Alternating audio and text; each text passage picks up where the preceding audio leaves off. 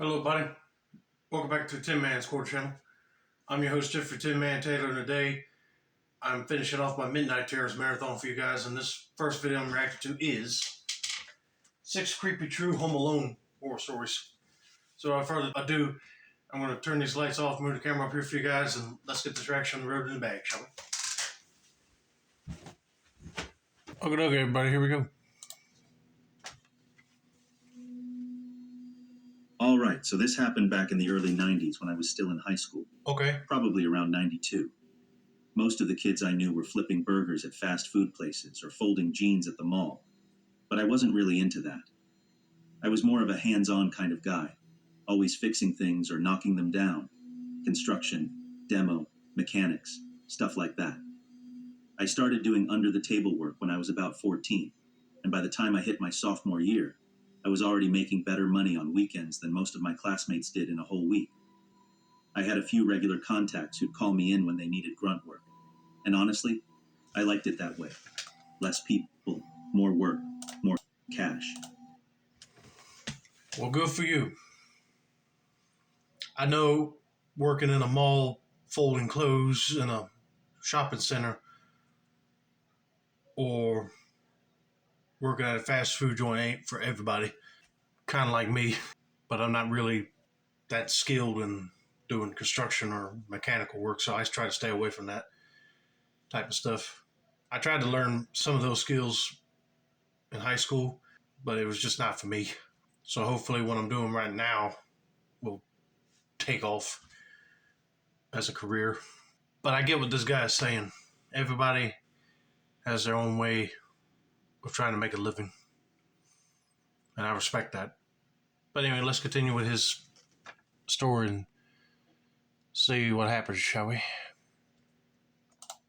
One of the guys I worked for mostly did remodels for restaurants and retail spots, but always after hours, so I'd sometimes get dropped off after school or early on the weekends. That was the deal. He'd leave me on site with a list of stuff to rip out while his main crew did the skilled labor later. I didn't mind. It was peaceful most of the time. Just me, my tools, and the radio. So one Friday, this guy calls me up and asks if I can work that Saturday on a house way out in the desert. I was like, sure, no problem. He reminded me to pack food and drinks, said there was nothing around for miles. I threw a cooler together. Sandwiches, chips, Gatorade, the usual. He picked me up super early, and I didn't really pay attention to where we were going. We were just talking about cars the whole time, because I had this dream of fixing up an old muscle car one day, so that had all my attention. Next thing I know, we're way off the beaten path, like middle of nowhere Mojave Desert territory. Not a single store, gas station, or person in sight. Okay, at that point, I'd be kind of creeped out because if you're in a jam, what are you going to do? You can't run all the way to a nearest town because then you'll pass out from scared nerves and dehydration. So if something goes bad, he needs to come up with a emergency plan real quick just so he can get away. I don't know what's going to happen here, so let's just keep on trucking, shall we? Just endless dirt roads and land for miles. He gave me this gallon of water that looked like it had been rolling around in his truck for a while. Told me the house had no running water.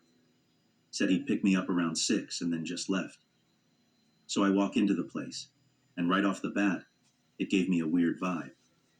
It was daytime, sunny outside, but inside, it was dark, cold, and had that stale, old smell, like the house had been holding its breath for years. The carpet was this nasty green color, like flattened out broccoli, and there was pine paneling everywhere. Not that cheap stuff from the 80s either. Real wood, tongue and groove, stained dark. The kitchen had this avocado green sink and stove, like someone's grandma never updated a single thing since the 60s. Talk about a retro looking home.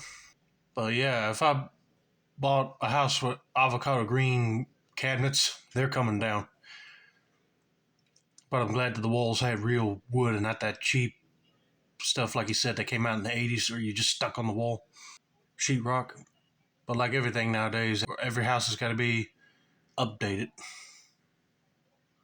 for modern times. There were weird decorations, too. Wagon wheels and a closet full of dusty stuffed animals that hadn't seen sunlight in decades. I turned on my little battery-powered radio, found a couple fuzzy stations, and got to work. I cleared the junk, ripped up the carpet, gutted the kitchen in record time. Everything came up easier than I expected. But as the afternoon wore on, I started running low on food and drinks.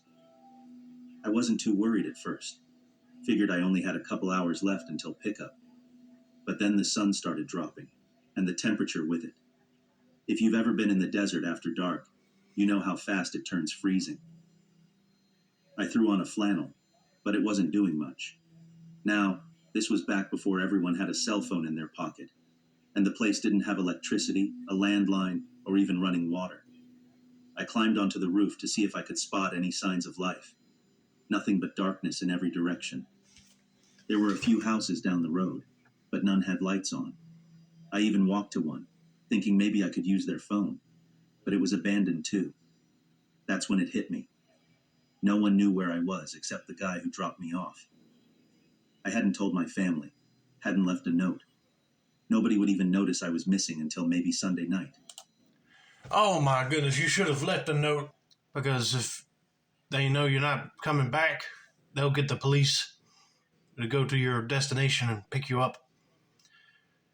But this will be a good opportunity to bring a satellite phone, because if they did not have those high-tech phones yet, I'll carry that with me and see if you could contact somebody quick to come get you, because it seems like that guy either literally forgot about you, but man, I hope he finds a cop and weighs him down to help him.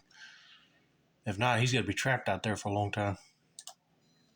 By 8 p.m., the batteries on my radio were dying, and I had no flashlight, no fire, nothing but the moonlight. I pulled a chair up near the fireplace and just sat there, staring at the front door, hearing weird noises outside, crunching leaves, wind, what might have been voices. I tried making a fire with some broken up wood scraps, but it wasn't going well. The longer I sat there, the more my imagination started to mess with me. I swore I saw shadows moving outside. Then I started hearing what sounded like whispers and footsteps. I stood up and yelled, "Hello?" And right after that, something crashed in the back room. I ran outside and grabbed my big pry bar, my go-to demolition tool, and just stood there, ready for anything. It was absolutely silent out there except for the wind, but every now and then I'd catch movement out of the corner of my eye. I climbed onto the gate to get a better look around, and just kept thinking about all those creepy stories people told about the Mojave. Bodies buried in the sand, cults hiding in abandoned houses, people going missing. My heart was racing every time I heard a twig snap. Around midnight, just as I was starting to lose hope, I looked back toward the house and saw it, clear as day, a shadowy figure moving from the kitchen down the hallway. That wasn't an animal. That was a person. I bolted from the porch, tripped over a pile of debris, hit the ground hard, and thought I was done for. But right then, headlights came tearing down the dirt road. It was my boss. He jumped out of the truck, confused, like, "What the hell are you doing?" I didn't even care. I was just so relieved. Turned out there was a miscommunication. He thought someone else was picking me up, and they thought he was. Took him 2 hours to get to me after realizing no one had gone. He felt awful and told me he'd pay me for the whole day. Gave me a Coke, which I chugged like it was life-saving serum. On the way home, we hit a drive-thru, and I ate like I hadn't seen food in a week. I asked him about the house, and he said he didn't know anything about it, just that we were supposed to gut it. After that night, I never went to another job without a flashlight, extra batteries, and way more water than I thought I needed. Oh, thank God he won't know mean and cool boss that just leaves people to literally freeze and starve themselves to death. But dadgummit, they should have made sure that he would have had somebody ready to pick him up when he was about time for him to go. But yeah, always bring extra water, flashlight, batteries, but I'll be bringing a satellite phone because if you do not have a regular phone, you got to have something to contact the outside world just in case if something like this happens again. But man, when your boss arrived, you should have told him what you heard, but he probably think you're losing it. But I'm just glad he gave him something to drink and something to eat before he took him home. But man, that would be scary. Just waiting to go and then nobody didn't pick you up. I'll lose my mind, that's for sure. This happened when I was around 12, maybe 13, somewhere around 2006. My younger cousin and I were spending the weekend at my dad's house while the rest of the family had gone out to some sports tournament about 30 minutes away. Okay. It was just the two of us hanging out in the back room watching a movie. Probably some goofy action flick we picked from a stack of DVDs. It was still early afternoon, sun shining through the blinds, one of those lazy Saturdays where nothing much happens, until something definitely did. So here's the thing. Growing up with my mom, we were latchkey kids. Coming home to an empty house, heating up frozen dinners, and ignoring knocks at the door was just second nature. People stopping by unannounced wasn't a huge deal back then either, since not every kid had a phone and sometimes friends would just show up to see if you could hang. But this time, we weren't at my mom's place. We were at my dad's, in a quiet little neighborhood that wasn't ours, and we didn't know a single soul on that block. So when someone started knocking at the front door, both of us froze and just stared at each other like, who would even be here right now? Yep, he's got a point. Times are changing to where you have neighbors or friends show up on your door and you let them in. But now we got creeps running around that just try to pretend like they're somebody else that they're not, trying to convince you to open up the door. So if you're at your dad's place where it's a quiet neighborhood and you don't expect nobody coming to the door, I'll be wondering who's ringing the doorbell too. Neither of us moved at first, hoping whoever it was would just give up and leave. But after a minute of awkward silence and side-eyeing each other, I realized I couldn't just ignore it. I had this gnawing feeling in my gut that I needed to at least make sure the door was locked. I mean, I wasn't about to swing it open and say hi, but something told me I had to check. My cousin was clearly not volunteering, so I got up, crept down the hall real slow, trying not to make any noise, and peeked through the blinds next to the door. Now here's where it gets weird. I saw this tall guy standing there, older, maybe in his 50s, skinny, with that receding hairline that leaves the top bald but the sides kind of salt and pepper. He wasn't doing anything, just standing there with his hands behind his back. And here's the thing. He was holding something metallic. I don't know if it was a knife or some kind of tool, but the way he kept it behind his back instantly gave me a bad feeling. He wasn't fidgeting or looking around either, just standing super still, like he was waiting for something. It was creepy, especially because the way the house was designed, the porch was completely hidden from the street. No one would have seen him standing there. That's when the unease turned into full-blown fear. My whole body tensed up, and I could barely breathe as I locked the door as quietly as possible, terrified that if he heard me, he'd somehow know we were home. Then I backed away and rushed back to the room, whispering to my cousin what I'd seen. He immediately grabbed the house phone and called my dad, who told us to bring their dog, an absolute unit of a mutt named Duke, inside from the backyard. Duke was a big, barky dog who didn't like strangers, and in that moment, he felt like our only line of defense. Well, thank God they did not make a whole big ruckus in the house to make that guy alert that you're in there, for him to use his crowbar or knife to pick the lock just so he can get in. But yeah, if you got a big dog, he would definitely take care of that guy for sure. Scare him away to where he don't want to come back to that house no more. But his dad needs to hurry up with that dog before he takes off or goes around the back of the house. After Duke was in, we both huddled in the bathroom closest to the front of the house. Not our smartest decision, in hindsight, since it was the nearest room to where that guy was standing. but panic makes your brain do weird things. We locked ourselves in, clutching a kitchen knife my cousin had grabbed along the way. We called 911 from the bathroom, trying to keep it together while sobbing and stammering out what was happening. And while we were in there, I swear I heard the doorknob jiggling, like someone was testing to see if they could come in. That sound, it's burned into my memory. We just sat there, the both of us a mess, crying and whispering, listening for any sign that the guy was trying to break in. The only thing giving me even a shred of comfort was the sound of Duke going nuts on the other side of the door.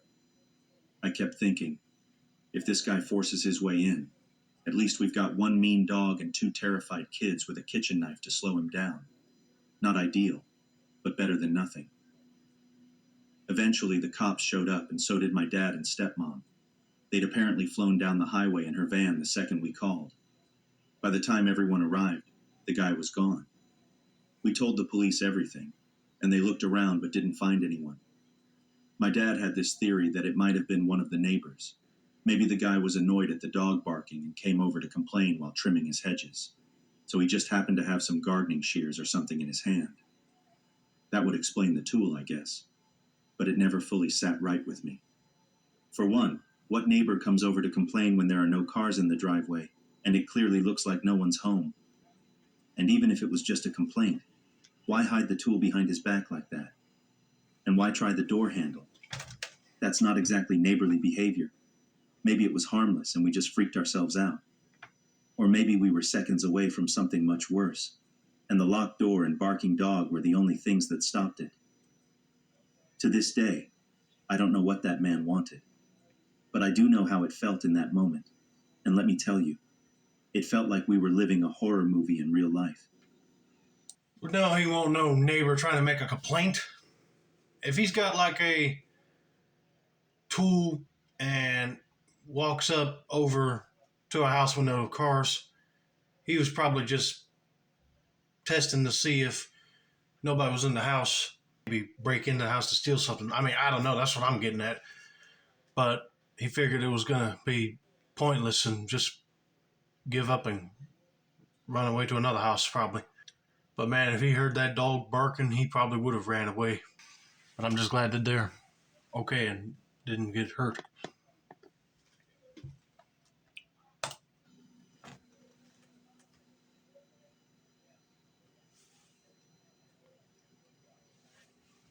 So this happened when I was about 12, way back when I had just started staying home alone after school. I live in this quiet little town in Oklahoma, where most houses are spaced out and separated by patches of woods. So you don't exactly see your neighbors too often unless you're trying. My grandma usually picked me up and dropped me off at home around 3 p.m., and my parents would roll in around 4:30 most days, so I'd get a little time to myself, which I actually kind of liked. But this one day was different. My dad had something going on and wouldn't be back till 7, and my mom, who's a teacher, had to stay at school for parent-teacher conferences until almost 8. It was early fall, still warm and sunny, and honestly, everything felt normal. Until it didn't. As soon as I got home, I headed upstairs, hopped on my Xbox 360, and started playing Minecraft with my buddy Seth. We were just messing around in our world, talking through our headsets like always, when I heard a car door slam outside. First of all, I wouldn't mind living in a property that you barely have any neighbors for miles, and you got like a lot of trees just to cover your view of them. But if you said your dad is busy and your mom is busy too at school, says she's a teacher, then that's probably somebody planning on breaking in the house. But I think I heard the story before on his other channel, Midnight Tales, because I remember the whole thing about the Xbox and him hearing the vehicle. If you haven't seen that video already, I'm not going to spoil it for you all, so let's just continue, shall we? That sound instantly caught my attention, because no one should have been pulling up to my house at that time. From my upstairs window, I could see the driveway, so I paused the game and walked over to check. That's when I saw a red truck I didn't recognize, pulled in sideways like the guy owned the place. Then I saw him. Some dude in a camo hoodie and jeans, wearing a hat, casually walking up my front path. Weirdest part? It was like 85 degrees out. Nobody wears a thick hoodie in that heat unless they're trying to hide something. He thinks nobody's going to be around to see him, but he put on a hoodie just so nobody would see his face features. But he's trying to get into that house. I thought maybe he was someone my dad knew, but my dad usually gives me a heads up if anyone's coming by. The guy knocked on the front door a couple of times, then turned and started heading back toward his truck. I was still talking to Seth, giving him a play-by-play, when I noticed the guy didn't get back in his truck. Instead, he walked right past it and tried the handle on our side garage door. That's when I realized this wasn't someone my parents knew. My stomach twisted. He was trying to get into the house. Thankfully, that door was locked, but I knew he wasn't done yet. I dropped my headset, ran downstairs as quietly as I could, and stayed out of sight near the kitchen wall where I could kind of hear what was going on without being seen through the windows. I heard him try the back door next, and then there was this loud thud, like he dropped something heavy, maybe a rock or a brick. I froze. I didn't have a phone yet, and the house phone was in the kitchen, totally visible from the back windows. I was stuck. After a minute or two of holding my breath, I peeked around the corner and saw that he was gone. I bolted back upstairs, picked up my headset, and told Seth what happened. Then, just as I was explaining it, I heard another car door shut. I looked out the window and saw the guy finally getting back into his truck. That's when I noticed something really unsettling. The only things in the bed of his truck were a crowbar and a shovel. He sat there for a minute like he was thinking something over. Seth told me to try and get a picture of his license plate with my iPod, but the truck was parked in a way I couldn't see it. Eventually, he backed out of the driveway and took off down the road. Once I was sure he was gone, I snuck downstairs to check out the backyard. That loud thud? Yeah, he'd been moving things around. The doormat was out of place, and 2 big potted plants had been shifted. He was looking for a key. And the terrifying part? We did have a hidden key back there, but it was under a smaller pot on a ledge, not the big ones he'd checked. I also noticed the pots on the front porch had been moved too. He was seriously hunting for a way in. I still don't know what would have happened if he had found that key, or if he'd decided to just break in. After everything settled down, I called my dad and explained what went down. When he got home, he called the police, and I gave them all the details I could remember. The guy never came back, thank God. Yeah, thank God he did not show up again, because I know his dad would be confronting him if he did. If he had a crowbar and a shovel, he was probably thinking about breaking in with one of them tools to steal something, but if he came across you, he would kidnap you for ransom maybe. But thank God he won't smart enough to check the pots that had the key underneath it and just gave up and left. Because if he found a key to get inside the house, that boy would have been in a lot of trouble. And he had to hide quick and turn off his game. But dadgummit, that guy had to park his truck at a spot where he couldn't even get a picture of his license plate. Because if he did, he would have been caught red-handed somewhere else. But that is just creepy. Nobody don't want to go through any home invasion scenario while they're in the house.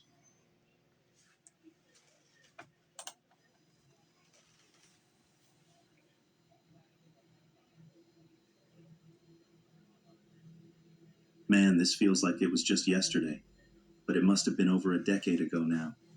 I was still in high school, older teen, probably a junior or senior, and I had the whole house to myself for the weekend. My parents had gone out of town for a wedding and were staying overnight, and my brother was working the overnight shift at the hospital. We lived in this older blue-collar neighborhood in a big East Coast city, the kind of place that was slowly going downhill. You could feel it. More boarded-up windows, sirens a little more often, neighbors starting to keep to themselves. Now I wasn't some outcast or loner or anything, but I definitely leaned more introverted than most. I had my crew, dated here and there, but man, I really cherished those moments when the house was empty. No one yelling over the TV or asking what I wanted for dinner. Just peace. That always sounds nice for me too. When my mom and dad go to eat alone or go visit some relatives, it's nice to have peace and quiet in the house. But anyway, let's continue with the story. My perfect night was always the same. I'd fire up the PlayStation on our big living room TV, get a massive order of greasy Chinese food or pizza, binge some Dragon Ball Z reruns, and crash out on the couch sometime around 2 a.m. with our old beagle Cecil curled up next to me. Cecil was ancient, like seriously pushing the edge of dog years. He'd been with us for a long time, and he was more of a couch potato than anything else. Dude didn't bark, didn't howl, just begged for food and napped like it was a full-time job. Most days, he barely even noticed what was going on around him, which is why what happened that night still freaks me out to this day. So it was a little after 1 a.m. I had just finished stuffing my face and was fading in and out on the couch. That's when I heard this bang coming from the alley out back. Now, if you've ever lived in a city, especially one that's seen better days, you know random noises at night aren't exactly rare. I figured it was trash cans, maybe a raccoon or someone stumbling home drunk. But Cecil's reaction instantly put me on edge. His head snapped up, and the fur on his back stood up like he was plugged into a socket. He seemed really freaked out, and I tried calming him down. But then came another loud bang, sharper this time, and out of nowhere, Cecil launched himself off the couch and tore across the room toward the basement door, barking like an absolute maniac. I'm telling you, this dog who hadn't moved fast in years suddenly turned into a K9 unit. I'd never seen him act like that, and it immediately jolted me awake. I could hear it too. Someone was pounding on our back door. Not knocking, pounding. That door led from the basement into the alley behind our house. It was old, rusty, barely ever used, and honestly kind of a pain to open even with the key. It made a ton of noise any time we tried it. And that's when it clicked. Someone was trying to force their way in. Now look, anyone who's grown up in a sketchy neighborhood knows the difference. If someone checks the door, realizes it's locked, and walks away, they were hoping to steal a bike or something easy.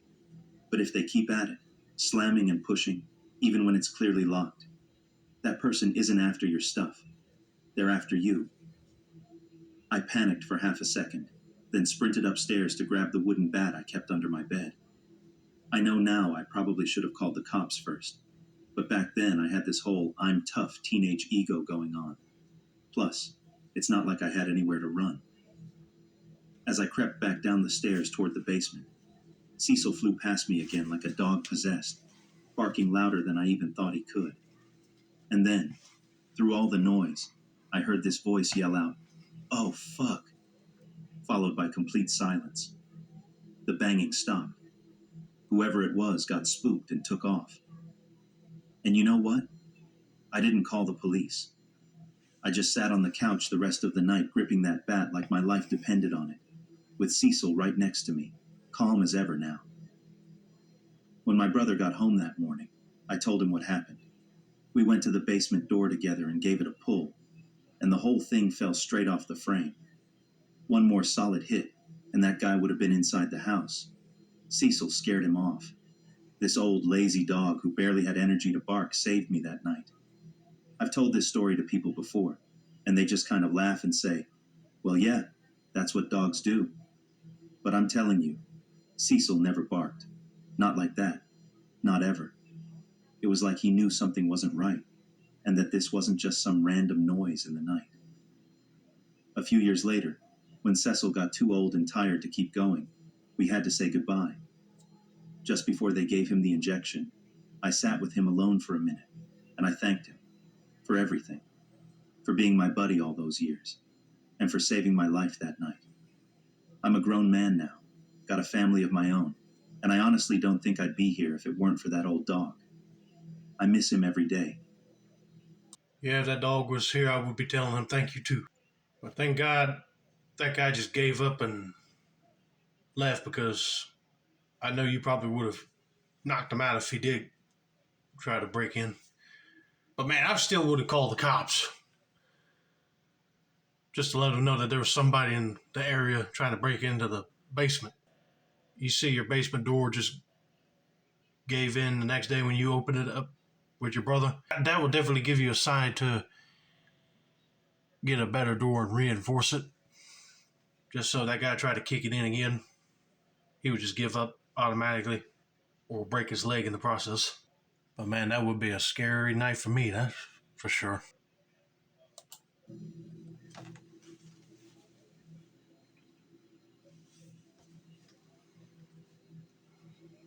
I was around 13 when this happened, and even now, years later, it still creeps me out whenever I think about it. My parents had been planning a date night for a while, and since it was a Friday evening, they figured it'd be the perfect chance to go out to dinner. They trusted me enough to be home alone, and honestly, I was kind of excited to have the place to myself. I'm an only child, and we lived in this one-story house that had a daylight basement with its own entrance. Our street was one of those quiet, dead-end ones, where nothing much ever happened, and the houses were close enough that I never really felt isolated. Anyway, the plan for my night was simple: pizza, scary movies, and total relaxation. After my parents left around 6, I locked the door behind them, ordered a large pepperoni pizza, and planted myself on the couch with a fuzzy blanket. I was hyped. I had the Roku remote in one hand, a slice of pizza in the other, and I picked one of the classic Halloween movies to kick off the night. About an hour into the movie, I got up to use the bathroom. While I was in there, I thought I heard something faint, like movement, but it was coming from the basement, so I figured it had to be the house settling, or maybe the water heater kicking on. You know how houses make weird sounds sometimes, especially when you're home alone and hyper aware of every creak and pop. I didn't stress it and went back to the couch, but a few minutes later I heard it again, clearer this time. Something shifting around down in the basement. Oh crap, it's probably somebody that broke in. I would bring a baseball bat or a flashlight to go down there and check it, and there's somebody down there, run, lock the basement door upstairs, call the police, and see if they can get him before he decides to go out the way he came in. That's when I started to get that uneasy feeling in my chest. I paused the movie and sat there for a second, trying to convince myself I was just imagining things. But then it hit me. The basement has its own entrance, and I had no idea if it had been locked. I just assumed my parents took care of that before they left. Still, I couldn't shake the feeling that something wasn't right. I told myself I'd feel better if I just checked, so I slowly walked over to the door that leads down to the basement and pressed my ear against it. And that's when I heard it. Footsteps, coming up the stairs. I froze, like, completely. My whole body locked up. I didn't scream or cry. I didn't even think to grab my phone. I just turned and bolted straight out the front door, still in my socks, and ran as fast as I could across the lawn to my neighbor's place. I must have looked like a maniac, pounding on their door like my life depended on it. But thank God they were home. I was breathless and panicking, trying to explain that someone was in my house. They calmed me down, called the police immediately, and let me stay with them until everything got sorted out. The cops showed up maybe 10 minutes later, and I also called my parents, who rushed back home. While I stayed next door, the officers checked out the house top to bottom. Eventually, one of them came over and told us that no one was inside anymore, but someone had definitely been there. They said the basement door had been unlocked, and that's how the person got in. Nothing was taken, nothing was messed up, but someone was in the house with me.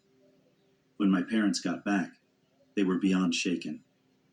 My mom kept saying she thought the basement door was locked, but she admitted that sometimes she didn't worry about it too much since the neighborhood seemed so safe. That night was a wake-up call for all of us. After that, every single door and window got double-checked every time we left the house. Now, even if my parents leave me alone, they always let the neighbors know just to be safe. I'm 16 now, and I still get a little nervous when I'm alone at night. I know I need to get past it, but honestly, that experience stuck with me more than I expected. Just the thought of someone being in the house while I was sitting there completely unaware, still makes my skin crawl. So yeah, please, always lock your doors. You never really know who might be watching or waiting for the right moment. Oh, believe me, I keep every window and door locked. But I'll be scared too if that happened to me. But I'm glad that the mom and dad double check all the locks in the house, and if they leave them alone, they alert the neighbors. So if somebody tries to break in the house again, then they'll call the police and catch that guy in the act. I'm just glad that that guy did not decide to walk upstairs and confront this dude or didn't take anything.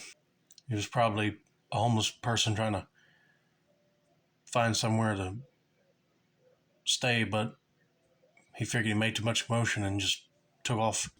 If you guys live in a house with a basement that has an entrance of its own, please make sure that door is locked before you go to bed, or you're in the house by yourself watching TV, because you don't want no nightly visitor coming to scare the crap out of you.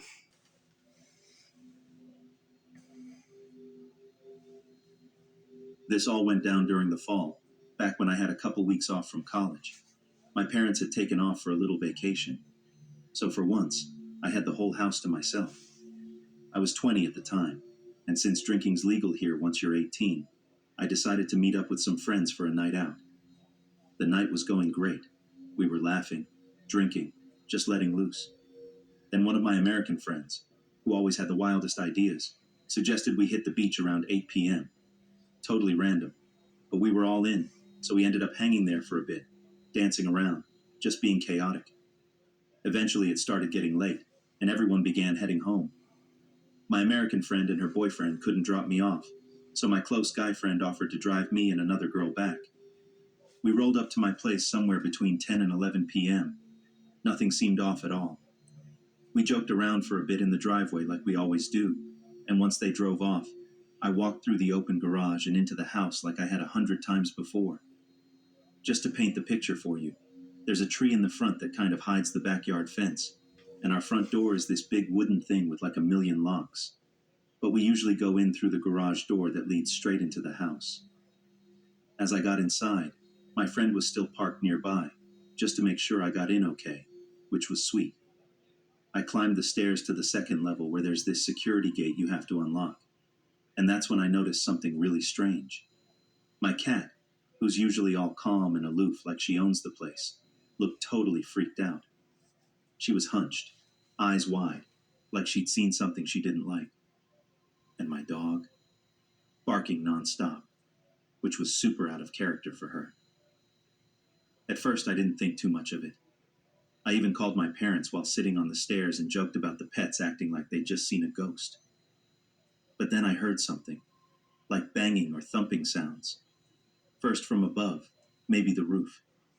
Then it sounded like something was moving in the backyard. My hearing isn't the greatest, especially after a couple drinks, so I wasn't sure if I was just spooking myself. I tried checking the security cameras, even though they're super cheap and glitchy. Of course, I got a network error message, which instantly set off alarm bells. I started wondering if I was overthinking things, or if maybe the alcohol was messing with my head. Still, I couldn't shake that gut feeling that something was seriously off. I texted my friends for backup, hoping maybe just talking to someone would calm me down, but that didn't help much either. And here's where I made the classic horror movie move. I grabbed a kitchen knife, pulled my taser out of my purse. Yes, I still had it on me, and made my way to the backyard door to check things out myself. That's when I noticed the power cord to the backyard security camera had been cut. Clean. That was all I needed to see. My adrenaline shot through the roof. I stepped outside slowly, heart pounding, and right away I could tell something wasn't right. The gate to the backyard was hanging open like it had been busted from the outside, and the ground was a mess. Mud tracked all over the place, like someone had been walking back and forth. In that moment, I had a decision to make. Do I call my parents and risk being grounded for eternity? Or do I try to handle this on my own? Because if they found out, they'd never let me house sit again. So, yeah, I went full rogue and decided to deal with it myself. I walked around the yard looking for any clues, anything that might tell me who had been there. But there was nothing. No signs of where they went. No faces on the cameras. No noises anymore. After a while, I locked myself in my room, hopped on Discord with my friends, and called our neighborhood patrol and one of our neighbors who's a cop. They came and did a sweep. Still nothing. No sign of anyone. Even now, I don't know what exactly happened that night. Maybe I was overreacting, or maybe someone had been watching the house and figured out I was alone. The lights were mostly off that evening, and I was the only one going in or out. I try not to dwell on it too much, but that night left me rattled. I learned my lesson, though. Always double check your locks, and maybe don't be your own final girl in real life. Man, I'm glad that girl was armed, but she should not go out there in a situation like that where there might be a dangerous person afoot. I would just call the cops and let them investigate. And the guy already ran away. Then you're good, hopefully. But yeah, that is really messed up that somebody would actually cut power cable to the security camera. But of course, they didn't want to be seen. I'm just glad that this girl did not get hurt. But anyway, I hope you guys enjoyed this video. Don't forget to like, subscribe, turn on post notifications for more Midnight Terrors content like this. This has been another successful installment of the Tin Man Score channel. I'm your host, Jeffrey Tin Man Taylor. I say that's a wrap, and have a nice day, y'all.